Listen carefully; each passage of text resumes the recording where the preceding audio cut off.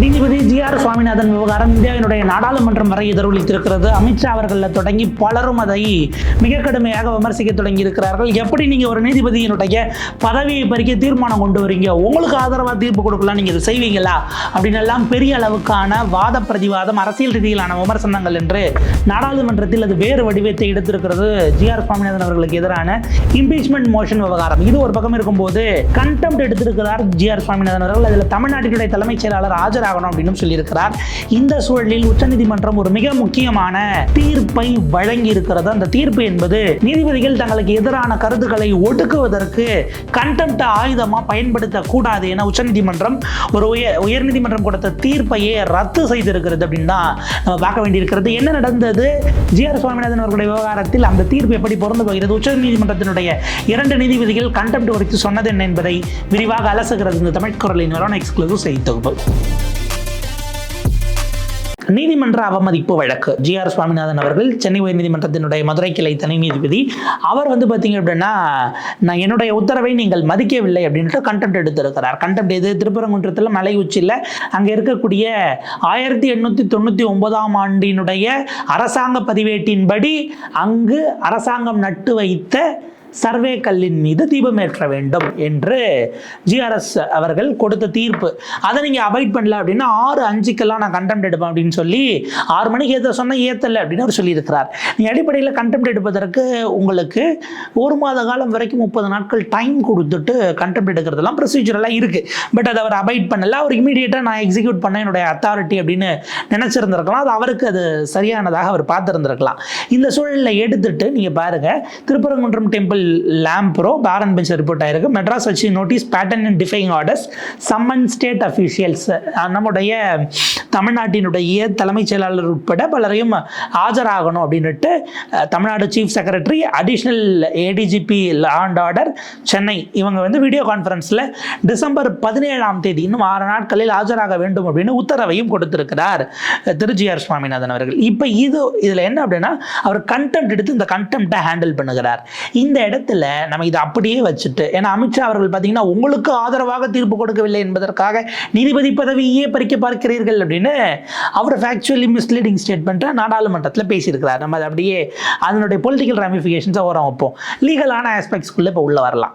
இவர் ஒரு கண்டெம்ட்டை எடுத்து அந்த கண்டெம்ட்டை என்னுடைய உத்தரவை நீங்கள் மதிக்கவில்லைன்னு கொடுக்குறாரு இல்லைங்களா. அப்படியே போனோம்னா இது நடக்கக்கூடிய அதே நாளில் அடுத்த நாள் வேறொரு தீர்ப்பு என்பது உச்சநீதிமன்றத்தால் தீர்ப்பாகவே வழங்கப்படுகிறது. லைவ்ல ரிப்போர்ட் ஆயிருக்கு. Contempt power, not a personal armor for judges or sword to silence criticism. Supreme court அப்படிங்கிற ஒரு செய்தியை பார்க்கிறோம். உங்களுக்கு பாதுகாப்பு கிடையமாக நீதிபதிகளுக்கு, ஏன்னா அது பாம்பே ஹைகோர்ட்டில் ஜட்ஜஸ் கொடுத்த தீர்ப்பை எதிர்த்து போன மேல்முறையீடு. அவங்க சொல்றாங்க, நீதிபதிகளுக்கு தங்களை தனிப்பட்ட முறையில் பாதுகாப்பதற்கான கேடயமாக கண்டெம்ட் பவரை பயன்படுத்துவதோ, தங்களுக்கு எதிரான மாற்று கருத்துக்களை, விமர்சனங்களை அதை காலி செய்வதற்கான ஒரு கத்தியாக, வாளாக பயன்படுத்துவதோ இருக்கக்கூடாது என உச்சநீதிமன்றம் பாம்பே ஹைகோர்ட்டினுடைய தங்களுடைய பிரதர் அண்ட் ஃபெலோ ஜட்ஜஸ்க்கு அதை அறிவுறுத்தி இருக்கிறார்கள் அப்படின்னு தான் நம்ம பார்க்க வேண்டியிருக்கிறது.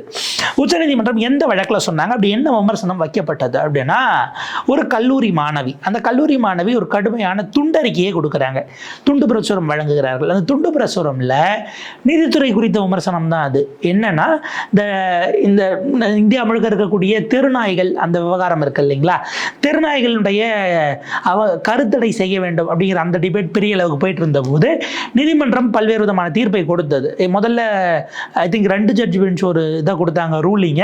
அதற்கு பிறகு அதை மாற்றி அது பெரிய அளவுக்கு விமர்சனமான உடனே 3 ஜட்ஜ் பெஞ்சுக்கு, ட்ரிபிள் ஜட்ஜ் பெஞ்சுக்கு அதை மூவ் பண்ணுறாங்க. 3 ஜட்ஜ் பெஞ்சு அதை விசாரிச்சுட்டு அதற்கு பிறகு அவங்க ஒரு பயங்கரமான ஒரு அவங்களுக்கு தரப்பிலிருந்து ஒரு ரூலிங் கொடுக்குறாங்க. அந்த ரூலிங்கை பார்த்துட்டு மறுபடியும் பெரிய அளவுக்கு கொந்தளிக்க ஆரம்பிச்சிட்டாங்க. இதுக்கு அந்த 2 பேரும் சொன்னதே பரவாயில்ல அப்படின்லாம் அதை விமர்சித்து கொண்டு போய் கொடுக்குறாங்க. ஏறத்தாழ அந்த விமர்சனங்கள் என்ன இருந்ததுன்னா, டாக் மாஃபியாங்கிற லெவலுக்கு நாய்களுக்கு எதிரான ஒரு மாஃபியாவே இயங்குகிறதுங்கிற மாதிரியிலான சில விமர்சனங்கள் எல்லாம் இதில் இருந்ததாக சொல்லப்படுகிறது. நீங்க பாருங்க, லைவ்ல ரிப்போர்ட் ஆயிருக்கு. Supreme court set aside Bombay high courts contempt sentence imposed over on person over dog mafia comment against judges. நீதிபதிகளுக்கு எதிராக டாக் மாஃபியா என்கிற ரீதியிலான அந்த கருத்து நிறைங்கிய துண்டு பிரசுரத்தை விநியோகித்ததற்காக ஒரு கல்லூரி மாணவி அவங்கள மேலே வழக்கு பதிவு செய்யப்படுகிறது. அது வந்து கொண்டு போய் நீதிமன்றத்தின் தரப்புக்கும் கொண்டு போகப்படுகிறது. அவங்க அதை பார்த்துட்டு இதை வந்து ஏற்றுக்க முடியாது. அதற்கு பிறகு இது வந்து எவ்வளவு மோசமாக இருக்குது, நீதித்துறையின் மீது களங்கம் கற்பிக்கக்கூடியதாக இருக்கிறது என்று சொல்லி இம்மீடியட்டாக அந்த இடத்துல அது வழக்காக விசாரிக்கப்பட்டு வழக்கு விசாரணையின் போது அந்த பெண், நான் மன்னிப்பு கேட்டுக்கிறேன், நான் அப்படி செஞ்சிருக்க கூடாது, அந்த கருத்துக்கள் அப்படிங்கிறது எனக்கு அந்த நேரத்தில் நான் ஒரு தனிப்பட்ட முறையில் ஆர்வலராக இருக்கேன், எனக்கு வந்து அது இம்மீடியட்டாக இருந்தனால நான் அப்படி ரியாக்ட் பண்ணிட்டேன் அப்படின்னு அவங்க சொன்ன இதையும் கூட பாம்பே ஹைகோர்ட் ஏற்றுக்கொள்ளாமல் ஒரு வார காலம் கிரிமினல் கண்டெம்டாக அதை கருதி கிரிமினல் நீதிமன்ற அவமதிப்பு கண்டெம்ட் எடுத்து ஒரு வார காலம் சிறையில் இருக்க வேண்டும் அப்படின்னுட்டு அவங்க ஒரு இமீடியட்டான உத்தரவை கொடுக்கிறார்கள். இது முதல்ல வந்து 2 ஜட்ஜ் பெஞ்ச் அந்த காலகட்டத்தில் நடந்த சம்பவம். இது இப்படி ஆன உடனே அடுத்த கட்டத்தில் கன்விக்ஷன் நடக்கிறது. அந்த ஒரு வாரங்கிறத எடுத்து அந்த அந்த கல்லூரி மாணவியினுடைய தரப்பில் உச்சநீதிமன்றத்தை நாடுகிறார்கள். உச்சநீதிமன்றம் கடந்த மே மாதமே அதை ஸ்டே பண்ணிடுறாங்க. அந்த உத்தரவை, அதாவது ஒரு வார காலம் உங்களுக்கு சிறை தண்டனை என்கிற அந்த உத்தரவை உச்சநீதிமன்றம் ஸ்டே பண்ணுது. அதனுடைய நீடிச்சையாக அப்படியே வருது. அங்கே வந்து பார்த்திங்க அப்படின்னா பலரும் கூட அப்ஜெக்ஷனபிள் டெரிகேட்டரி கமெண்ட்ஸ் அப்படிங்கிறது நடந்திருக்கு அப்படிங்கிறதெல்லாம் அவங்க சொல்கிறாங்க. நீதிபதிகளை குறிவைத்து பலதும் பேசப்பட்டிருக்கு. அந்த லெட்டரை சர்க்குலேட் பண்ணுறாங்க, பல இடங்களில் போகுது. அப்படின்னும் போது there was a dog mafia operating in this country அப்படின்னுட்டு high court supreme court judges having views similar to the dog ஃபீடர்ஸ்ங்கிற மாதிரியிலான சில விஷயங்கள் வைக்கப்படுகிறது. ஆக்சுவலாக ஓகே, என்ன அப்படின்னா அந்த காலகட்டத்தில் இந்த தீர்ப்புகள் அப்படிங்கிறது நாய்களுக்கு உணவளித்தல் அப்படிங்கிறவங்களோட உச்சநீதிமன்ற உயர்நீதிமன்ற நீதிபதிகளையும் கம்பேர் பண்ணி ஒரே எண்ணத்தில் தான் இவர்கள் இருக்கிறார்கள் என்கிற மாதிரியான விமர்சனங்கள் வைக்கப்படுகிறது. ஒரு வாரம் சிம்பிள் இம்ப்ரெசன்மெண்ட், 2000 ரூபாய் அபராதம் என்பதாக அந்த வழக்கில் அந்த பெண்ணுக்கு தண்டனை கொடுத்திருக்கிறார்கள். இந்த இடத்துல இது உச்சநீதிமன்றத்துக்கு போகும்போது தான் உச்சநீதிமன்றம் அதை விசாரித்து விட்டு நேற்றைக்கு அந்த தண்டனையை ரத்து செய்து நகர்த்தி வைத்திருக்கிறார்கள். அதனோடு மட்டுமல்லாமல் தன்னுடைய, அதாவது இந்த ஹைராக்கியில் அடுத்த நிலையில் இருக்கக்கூடிய படிநிலைகளில் ஹைகோர்ட்டுக்கு அவர்கள் அங்கே இருக்கக்கூடிய நீதிபதிகளுக்குமான ஒரு விஷயமாக கண்டெம்ட் பெட்டிஷன் அப்படிங்கிறத நீங்கள் ஹேண்டில் பண்ணும்போது எப்படி இருக்கணும் அப்படின்னு குறிப்பிட்டிருக்கிறார்கள். அந்த இடத்தில் தான் உங்களுக்கு கேடயமாகவோ வாளாகவோ தனிநபரை நீதிபதிகளாக இருக்கக்கூடிய நீங்கள் உங்களுடைய பர்சனல் கன்சைன்ஸை அந்த இடத்துல கொண்டு வந்துக்க வேண்டாம் அப்படிங்கிற விஷயத்த குறிப்பிட்றாங்க. The power to punish necessarily carries within the concomitant power to forgive, where the individual before the court demonstrate genuine remorse and repentance for the act that has brought him to this position. Therefore, in exercise of contempt jurisdiction, court must remain conscious that this power is not a personal armor for judges nor a sword to silent criticism. அப்படிங்கிற வார்த்தையை அவங்க குறிப்பிட்றாங்க. ஒரு தவறு செய்யலாம், தவறு செய்தவர்களுக்கு நீங்கள் இது தப்புன்னு சுட்டி காட்டிய பிறகு அதை மாற்றிக்கொள்ள அவர்கள் தயாராக இருக்கிறார்கள், மனம் வந்து வெளிப்படையாக நீதிமன்றத்தில் அவங்க அப்பாலஜி கொடுக்கறாங்க அப்படின்னா அதை ஏற்றுக்கொள்வதில் எந்த விதமான தவறும் இல்லை. ஏற்கனவே இருக்கக்கூடிய கண்டெம்ட் ஆஃப் கோர்ட் ஆக்டில் செக்ஷன் 12 அப்படிங்கிற ஒரு பிரிவு இருக்கிறது. அதில் வந்து பார்த்தீங்க அப்படின்னா முதல் ஆப்பர்ச்சுனிட்டியிலே அவங்க அப்பியர் ஆகிறாங்க, இதனுடைய தவறை சொல்கிறாங்க, நான் இந்த மாதிரி உடனடியாக என்னுடைய உள்ள கிடக்கையை நான் வெளிப்படுத்தி ரியாக்ட் பண்ணிட்டேன், அது தவறு தான் என்று பொது அங்கே அப்பாலஜி அவங்க டெண்டர் பண்ணியிருக்கிறாங்க. கொடுத்த பிறகு அப்படின்னும் போது கண்டெம்ட் ஆஃப் தி கோர்ட் ஆக்டில் அதை அவங்க வந்து கில்ட்டின்னு அவங்களே அக்செப்ட் பண்ணிக்கிட்டு ஏற்றுக்கிட்டதன் பிறகு தண்டனை கொடுத்துருக்கணும் என்கிற அவசியம் இல்லை. ஹைகோர்ட் வந்து அதை ஏற்றுக்காமல் போயிட்டாங்க. ஏற்கனவே இதற்கு முன்பாக பல பிரசிடென்ட்ஸில் அப்படி வந்து நீதிமன்றத்தில் அவர்கள் மன்னிப்பு கோரிய பிறகு நம்ம எச்ராஜா அவர்களின் மீதெல்லாம் ஒரு நீதிமன்ற அவமதிப்பு வழக்கெல்லாம் வந்தது. போலீஸ் அவர்களை தடுக்கும்போது ஹைகோர்ட் ஆகுது அப்படின்லாம் அவர் பேசினதெல்லாம் அந்த வீடியோ இன்னமும் வேறெல்லாம் போயிட்டுருக்கும். அதற்கு பிறகு அவர் நீதிமன்றத்தில் அப்பியர் ஆனார், அவர் தரப்பிலிருந்து மன்னிப்பு கோரப்பட்டது, அதற்கு பிறகு அது முடித்து வைக்கப்பட்டதாக தான் நம்ம பார்க்க வேண்டியிருக்கு. ஸோ அந்த மாதிரி எக்கச்சக்கமான இது வந்து ஹெச்ராஜாங்கிறது நமக்கு தெரிந்த ஒரு உதாரணம். அவர் பாலிடிக்ஸில் இருக்கிறதுனால இப்படி பல வழக்குகள் பல காலகட்டங்களில் இருந்திருக்கிறது. ஸோ அது எல்லாமும் இருக்கும்பொழுது செக்ஷன் 12 ஆஃப் கண்டெம்ட் ஆக்ட், அந்த ஆக்டின் படி நீங்கள் என்ன பண்ணிக்கலாம், கண்டெம்ட் ஆஃப் கோர்ட் ஆக்ட் படி நீங்கள் வந்து இதை பெரிய விஷயமா அதற்கு பிறகு கொண்டு போய் இருந்திருக்க வேண்டாம் என்று சொல்லி தண்டனை நகர்த்தி வைத்து விட்டு அவருக்கு அதிலிருந்து கம்ப்ளீட்டாக ஒரு ரிலீஃப் கொடுத்திருக்கிறது உச்சநீதிமன்றம். ஜஸ்டிஸ் விக்ரம்நாத் மற்றும் ஜஸ்டிஸ் சந்தீப் மேத்தா ஆகிய 2 நீதிபதிகள் அமர்வு அப்படிங்கிறத பார்க்க வேண்டியிருக்கிறது. அதாவது ஆரம்ப காலகட்டத்தில் இந்த வழக்கினுடைய பேக்ரவுண்டே ஆரம்ப காலகட்டங்களில் அந்த தீர்ப்புகள் அப்படிங்கிறது வரும் பொழுது இவர் வந்து அதாவது இந்த விலங்கு நல்ல ஆர்வலருங்கிற கேட்டகரியில் வர மாட்டார். இந்த விலங்குகள் நல்ல ஆர்வலர்கள் அப்படிங்கிற வகையில் அவங்க வந்து பெரிய அளவுக்கு அதனுடைய கட்டுப்பாடுக்குள்ளே கொண்டு வர மாட்டேங்கிறாங்க. மிகப்பெரிய அளவுக்கு சமூகம் மீதான சிக்கலாக அது மாறுகிறது. அப்படி வந்து ஸ்ட்ரே டாக்ஸ்னால ஒரு பெரிய அளவுக்கு குழப்பமும் பதற்றமும் பாதுகாப்பின்மையும் வருகிறது, அல்லது ஒரு பேலன்ஸ் இல்லாமல் இருக்குது அப்படிங்கிற இடத்திலிருந்து கவனிக்கக்கூடியவராக தண்டிக்கப்பட்டவர் இருக்கிறார். ஸோ அவர் ஸ்ரீநந்தன்கிறவர்.